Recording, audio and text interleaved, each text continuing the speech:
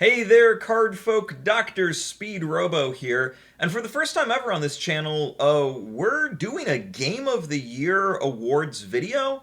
It's gonna be short, sweet, to the point, but I really have to hammer home how incredible of a year 2025 was for tabletop gaming. In my memory, have never seen as good of a year, and I have never played this many different amazing games that I have completely fallen in love with during 2025. So let's jump right into it. We've got a top five, and I also have two bonus categories. So you can think of these as honorable mentions. So one thing I want to make clear before we start, this is editing Speed Robo, jumping in real fast, is that this list of games that we're going to be talking about today is exclusively games that my company, Speed Robo Games, has not developed and has not published. While some we may have some sort of business relationship with, such as we have done a little bit of consulting for them, or maybe we sell them on our website, these are games that, for all intents and purposes, we don't have a business relationship or an incentive to push to you. We have released many fantastic games this year that I really love that would have made the list and would have made the cut, but for the sake of fairness, I decided to just not talk about those at all. So without further ado, here's the list.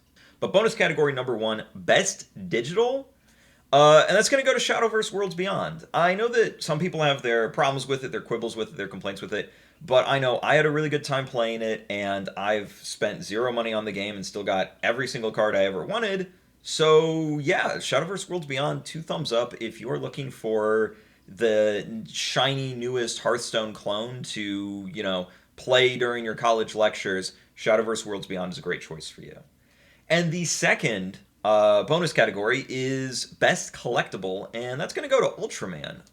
Man, if you are an Ultraman fan and you have not been buying Ultraman card game, bro, you're missing out. I have never seen a trading card game with as good of a print quality as Ultraman, and I mean that sincerely. And I've seen 200 of these things at this point, and Ultraman is far and away the best. So, yeah, if you're looking for a shiny new collectible and you are an Ultraman fan, you have to try out Ultraman card game.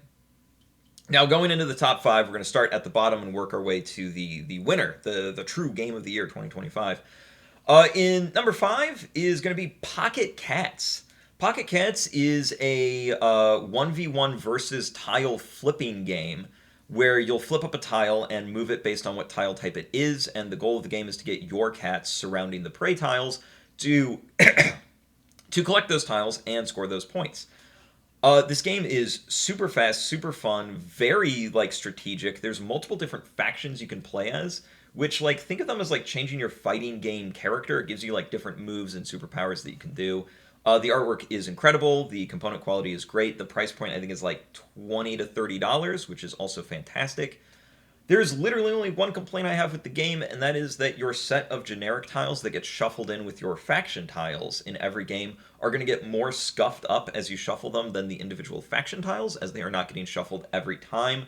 So it's going to become pretty obvious pretty quick what is a cat and what is a dog or prey as you play the game a bunch. That is literally it. Only complaint I have on Pocket Cats. So we're going to move on to number four. It's V-Daisho, baby. Holy crap, V-Daisho is so incredible. This game absolutely rules. It is a phenomenal expandable card game. They call it a no gotcha TCG. It comes from Malaysia. My one complaint with it is that I can't buy it in the States, but the price point's right. The artwork's incredible. The graphic design's fantastic. The production quality is Bougie Road levels.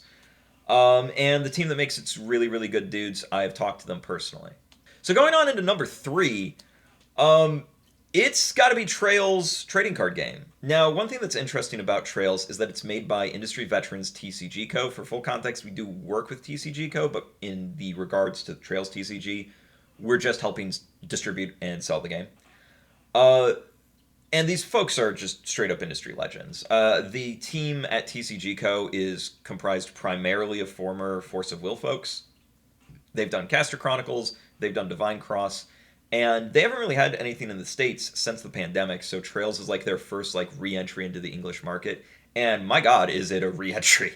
Trails is one of the freshest, most innovative trading card games I've played in a long time, and I am aware those terms are extremely cringe and overused, but it's something that I really it's true. I haven't had a trading card game tickle my brain like Trails since Future Card Buddy Fight. Honestly, like it's clicking.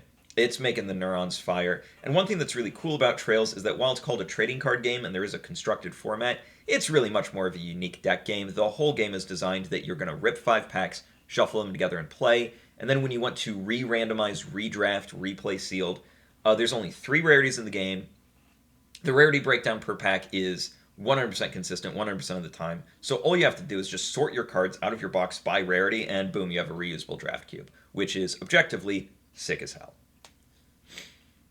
So we're now entering the top 2, and this was a really hard choice for me because the game I have put in this number 2 spot I personally like more than the game in the number 1 spot.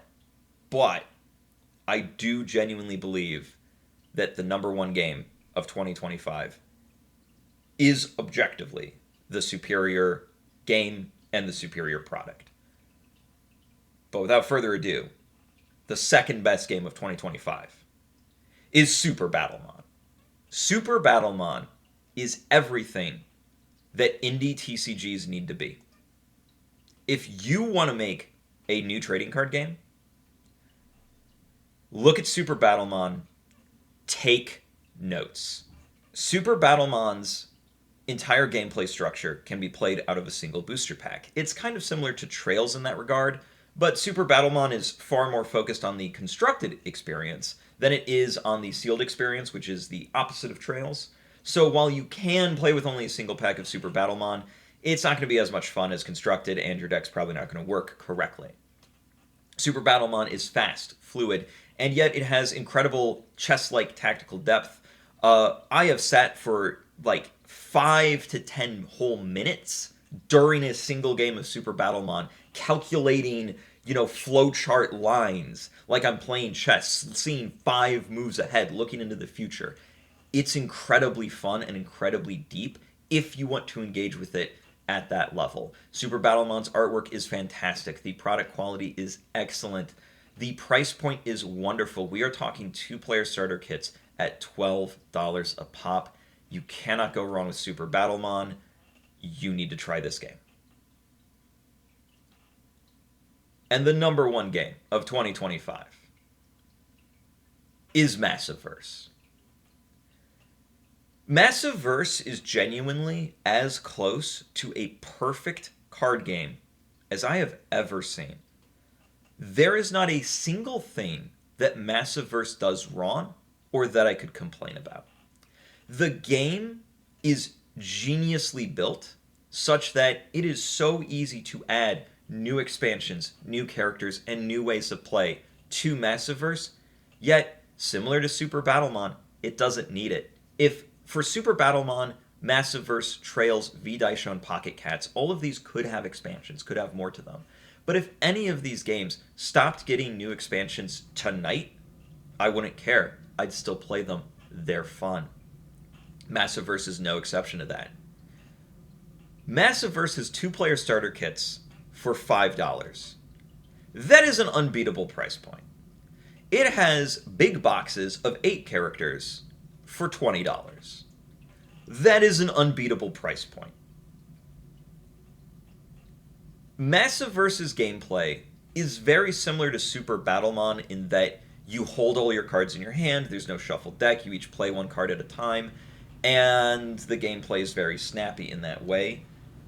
As much as I love Super Battlemon, Massiveverse flows much better. I can see an argument to be made that waiting for your opponent to figure out their chess-like moves for 5 minutes can be boring for the other player, and that's fair. Massiveverse just does not have that problem. The game never slows down, the pace never gets disrupted.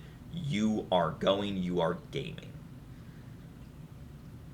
You need to buy and you need to play Massiveverse. It is essentially flawless. And that is our Games of the Year 2025. one thing I want to make clear is that if Massiverse Super Battlemon Trails, V-Daisho, or Pocket Cats came out in any other year, they would have cleaned house and been the #1 game of that year without contest. Okay? That is how insanely stacked the competition for tabletop gaming was this year, and how good of a year this was for tabletop gaming. Again, Pocket Cats is a game that I essentially had nothing bad to say about. And it got #5. And with that, card folk, I've been Dr. Speedrobo, and I will see you next time.